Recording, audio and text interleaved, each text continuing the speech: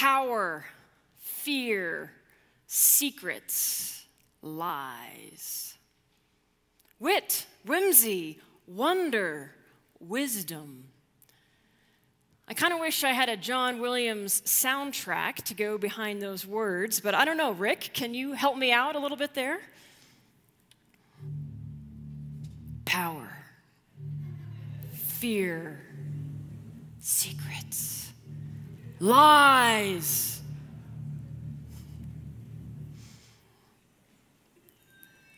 Wit, whimsy, wonder, wisdom.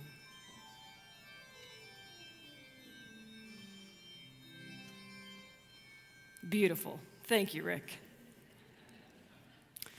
Like any good movie or drama, all 8 of these things are present in today's text.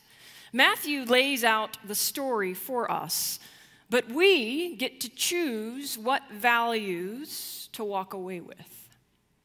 I suppose the title of my sermon gives away what I would like all of us to walk away with, but ultimately the choice is yours to make. So let's begin the deliberation. Will it be power, fear, secrets, and lies? Or wit, whimsy, wonder, and wisdom? We have 2 very distinct options before us. Let's begin with King Herod. That is, Herod the Great. Anyone who has traveled with Jim Fleming in the Holy Land knows that there are several Herods, and sometimes it's hard to keep them all straight. So a little Herodian history lesson for you. Herod the Great, or Herod the First, was a Roman king of Judea, and his reign, followed by his sons' reigns, the other Herods, is referred to as the Herodian kingdom. Now, Herod's legacy is either one of impressive greatness or persecuting domination. It depends on who you ask. On the one hand, Herod is praised by some for his colossal building projects throughout Judea, on which he spent lavish sums of money. He left no detail unattended to. He was responsible for the construction of the Temple Mount, a portion of which remains today at the Western Wall. He used the latest technology of the day in hydraulics and underwater construction to build the massive harbor at Caesarea Maritima. Now, others say that while Herod's entrepreneurial spirit and zeal for building things transformed Judea, his motives were not selfless. For example, he built fortresses like Masada and Herodium that he and his family could take refuge in case of an insurrection by the people, the very people he's supposed to be serving. Now, and these vast projects were ironically intended to gain the support of the Jews because they provided jobs for them, construction and commerce. However, in order to fund these projects, Herod utilized a Hasmonean taxation system, which I won't bore you with the details about, but basically it heavily burdened the Judean people. Now, in some instances, Herod took it upon himself to provide for the people in times of need, such as during a severe famine that occurred in 25 BCE. This type of charity and compassion by him is interesting, given that he committed many brutal acts, such as killing his own wife and 2 of his sons, and also ordering the massacre of infant boys, as described by Matthew in the passage right after today's text. And although Herod made some attempts at conforming to traditional Jewish laws, there were more instances where he was pretty insensitive. In Jerusalem, he introduced foreign forms of entertainment to the people, and he also put a golden eagle at the entrance of the temple, which suggested a greater interest in the welfare of Rome than of the Jewish people. His taxes came to have a really bad reputation, only because they stopped funding the projects he was working on and started buying expensive gifts for other leaders around him that he wanted to impress. So, Herod the Great was indeed a businessman with high ambition to improve the land around him with unprecedented passion and success. But others say his rule was tyrannical because his dreams were greed-driven, and they privileged the elite at the expense of everyone else. I'm sure we might be able to think of examples of such leaders in our own day and age, or throughout history, really. This Herodian history lesson is a way of unpacking our first word today, power. Because Matthew begins his story with 6 words, and those 6 words hold a lot of weight if you know what they mean. In the time of King Herod. Now that you know what the time of King Herod was like, whether you have a favorable opinion of him or a poor one, I think we can all agree that he had a massive, massive amount of power.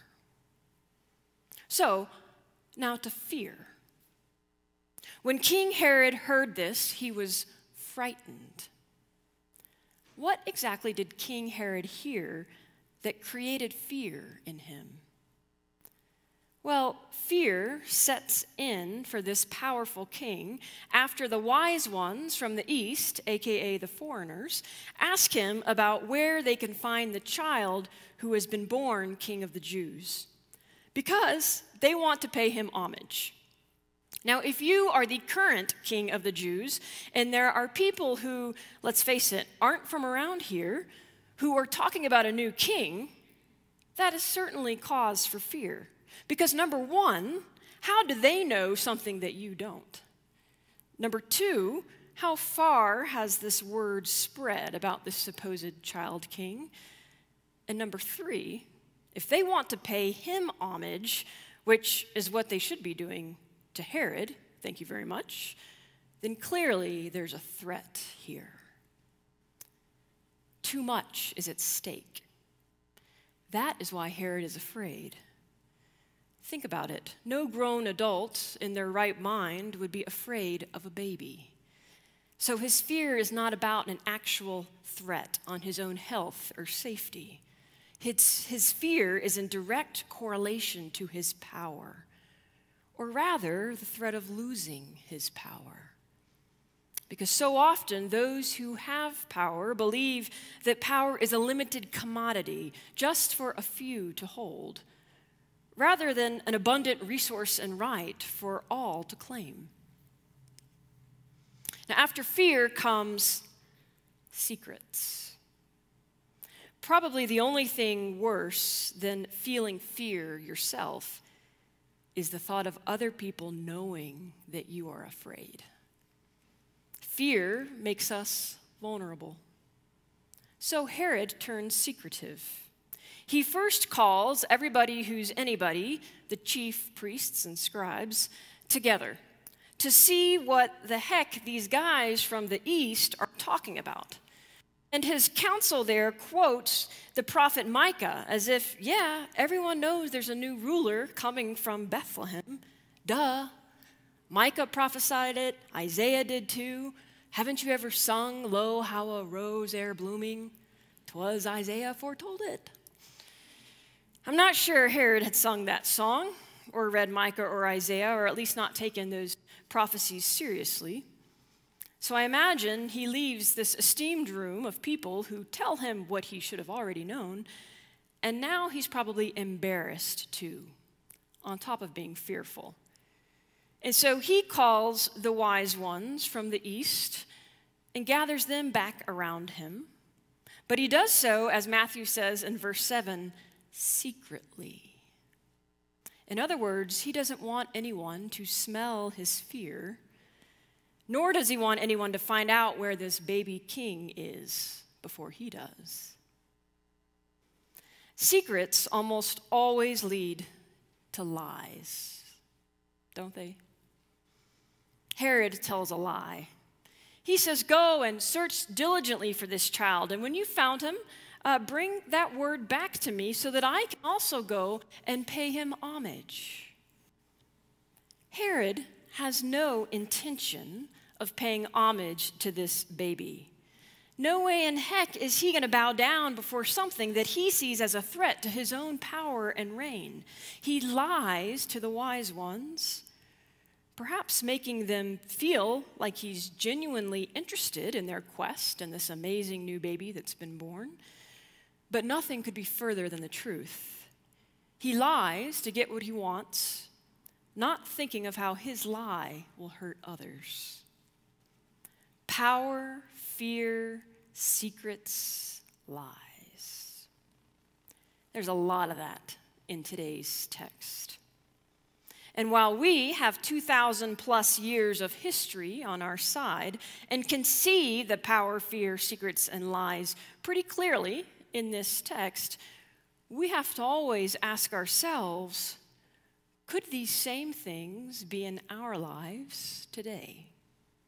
Perhaps right before our eyes. And are we seeing them?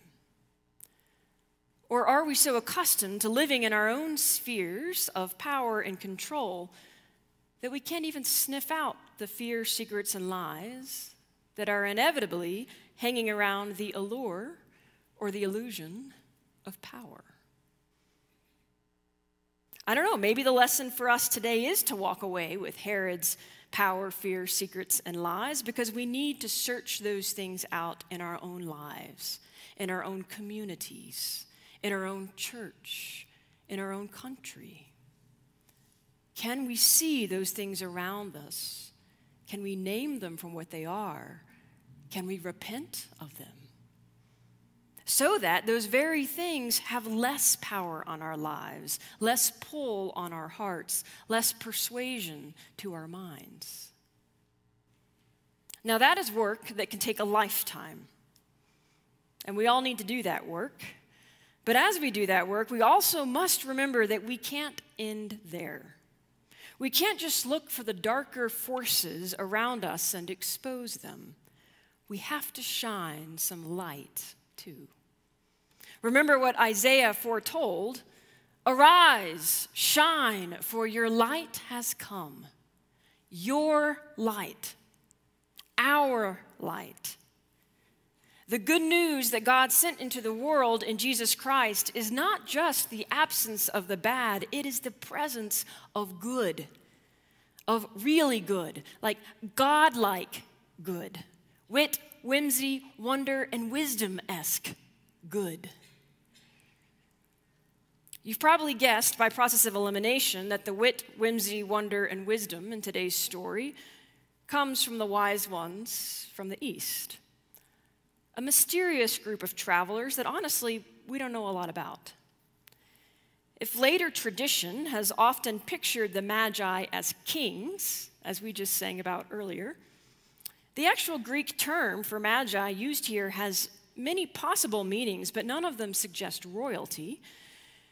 They can refer to maybe Persian priests or magicians or astrologers. Scholars today believe it possible that certain circles among Judah's eastern neighbors may have been influenced by Jewish expectations for a coming Messiah. So perhaps an unusual phenomenon that they saw in the night skies caught some of their attention, and they followed that to Jerusalem because they were curious. Who knows? We don't know. The text doesn't tell us, but I kind of like the mystery surrounding these wise ones. Because unlike Herod, who we know so much about, it's refreshing to not know much about these Magi. Because perhaps it allows us to see something more profound in them, to look for direction in our faith through the things that are unknown or unfamiliar to us, and not just through the known and familiar paths that we've become comfortable with.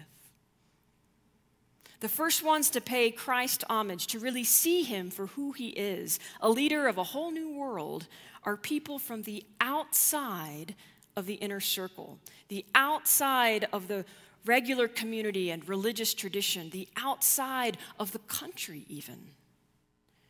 And this story always hits me in my gut. Because to think about the fact, year after year, that it's the outsiders who lead us to Christ, the true light, the true north, the guiding light in our lives, and not the insiders. Well, what does that mean for me as a pastor? I'm the insider of all insiders. I don't know why you're sitting here listening to me. You need to go out into a foreign land and listen to someone who's going to point you to Christ. The truth is, Christ's light is everywhere. And here we see this powerful message of it coming from someone who is outside. Pagans, they're often called. That word gets a really bad rap, but at its heart, as the Pagan Federation website says, pagans pursue their own vision of the divine as a direct and personal experience. Isn't this the very thing the wise ones from the East are doing? Pursuing a vision of the divine that is unlike anything the world has seen before, and searching it out so they can have a direct and personal experience with this child. Now, this is where the wit comes in. While we often think of humor when we hear the word wit, the first definition of wit is mental sharpness or inventiveness or keen intelligence. I think the Magi actually have inventiveness, intelligence, and a bit of humor. They're clearly intelligent readers of the stars. They have their wits about them, if you will, when it comes to this stuff. And it's intelligent of them to travel to Jerusalem, to the current king of the Jews, to ask where the new king of the Jews was born. It's actually kind of funny if you think about it, because probably most anybody else who knew Herod well and knew the dynamics of his leadership would not just stroll up to Herod and ask him where the king is, the one who's going to succeed him. Knowing Herod or not knowing him, their choice to go to him was on the surface intelligent. Why wouldn't you ask the current king where the new king is? Wouldn't he, of all people, know? On the other hand, given who Herod was and the type of kingdom he ran, it is an inventive choice, because everyone else would have just talked about this behind Herod's back and asked anyone but Herod about where to find this king. And that's what makes it humorous too, kind of in a naive way. Or maybe the wise ones knew exactly what they were doing, and it makes them extra witty. Again, we don't know. On to the whimsy part. We don't usually think of people who have their wits about them as also being whimsical, but in this case, the Magi are both. They know what they are doing, yes, but they also know what they don't know. That is to say, they don't allow themselves to know too much. Otherwise, they'd probably never find Jesus. They followed a star to Jesus, not Siri, not a GPS navigation system, who would have led them astray, I'm sure.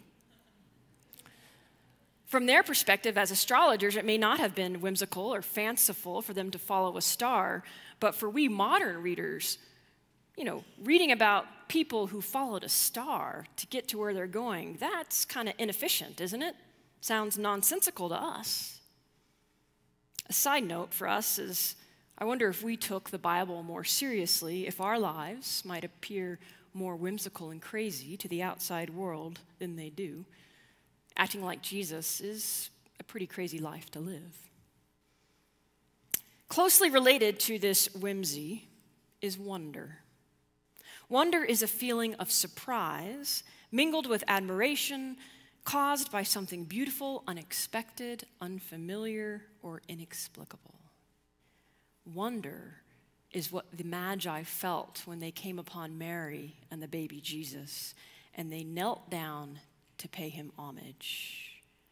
They had traveled for so long for this moment. And they didn't allow all the anticipation of that travel to override the actual moment itself. They were in awe of the Christ child. Did they understand everything about who this child was and what kind of king he would be? Of course not. But they trusted the light they had been following, the feeling they had in their gut, and the prophecy of the scriptures. They kept the wonder alive in their faith instead of worrying about having all the right facts and knowing all the right answers first. Faith really requires us to have this sense of wonder. And that's what gives us the foundation for true wisdom. Because wisdom is so much more than book smarts.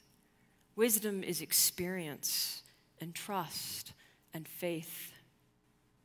Perhaps even more significant than the moment that the Magi bow down before the Christ child is the moment that the Magi go home by another road, because they had been warned in a dream not to return to Herod. Wisdom is knowing when to pay attention to our dreams, or those gut feelings we have, or those voices around us, and when not to pay attention to them. The wise ones live up to their name with this final choice they make. This whole story hinges on that wise decision to not go back to Herod. What a different ending we could have had if not for the wisdom of the wise ones. In the end, wit, whimsy, wonder, and wisdom win. And not because they ultimately defeat power, fear, secrets, and lies. We all know that Herod still issues a horrific decree to kill boys under the age of 2 in his attempts to kill this newborn king. But wit, whimsy, wonder, and wisdom win because they don't let power, fear, secrets, and lies change their course of action. Just because other people are power hungry doesn't mean we have to be. Just because other people are fear-filled doesn't mean we have to be. Remember, fear not. Just because other people keep secrets and tell lies, or worse, lie to themselves, doesn't mean we have to do those things too. We, as Christ followers, as wise ones of the faith, can live a different story than the one that we see played out in our culture and our politics and our society. And not only can we live a different story, we must. We're called to live a different story. Through the story of Herod and the wise ones, we see that God can work and empower people for good, even when people who are full of power, fear, secrets, and lies are calling the shots. We just have to be wise enough to hold our own, to keep wonder alive so that we don't lose hope, to be whimsical enough to try something new even if we don't know it'll work, and to be smart enough to keep our wits about us along the way. I like to call these things, wit, whimsy, wonder, and wisdom, an epiphany faith. For it is a faith that embodies the words of Isaiah. Arise, shine, for your light has come. Where are you shining your light? Amen.